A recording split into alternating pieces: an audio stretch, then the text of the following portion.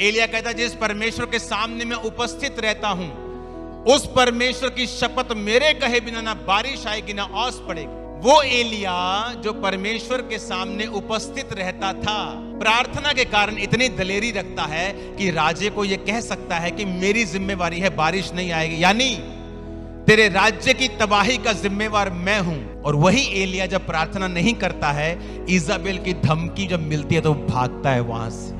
उसे याद आता है कि ना बल से ना शक्ति से, बल्कि उसकी आत्मा के द्वारा। यहां से पता चलता है कि एलिया की जो ताकत थी, जो दलेरी थी, वो फिजिकल नहीं थी, वो स्पिरिचुअल थी। जब प्रेयर कम हो गई, दलेरी खत्म हो गई।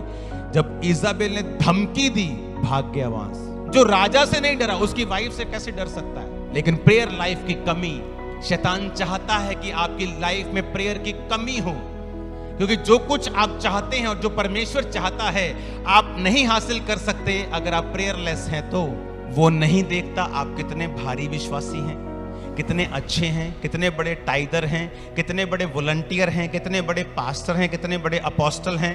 वो नहीं देखता। अगर आप प्रेयर नहीं कर रहे हैं, आप किसी भी उम्र में हो, आप नुकसान कर रहे हैं अपना, क्योंकि आप एक जगह स्टक हो चुके हैं, आपको नहीं पता। आप 80 साल के हैं और आपकी प्रार्थना के द्वारा जो आपका पोता है वो बच सकता है, पर आप प्रेयर में नहीं हैं। आपके प्रेयर के द्वारा आपका एक पोती बच सकती है, आपके ग्रैंड चाइल्ड बच सकता है, लेकिन आप प्रेयर में नहीं हैं।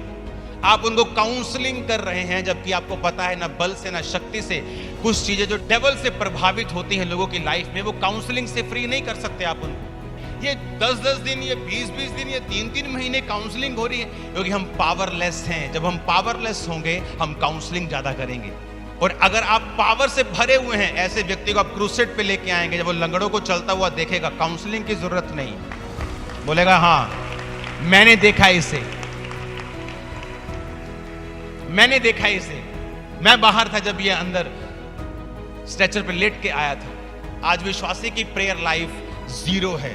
1 घंटा बहुत बड़ी बात है, अगर वो प्रेयर कर ले तो 1 आवर। उसे लगता है कि ये तो स्पिरिचुअल आदमियों का खेल है, जिसने आत्मा में बढ़ना है, मुझे जरूरत नहीं है। आपको परमेश्वर की जरूरत अब सबसे ज्यादा है जो दुनिया में हो रहा है।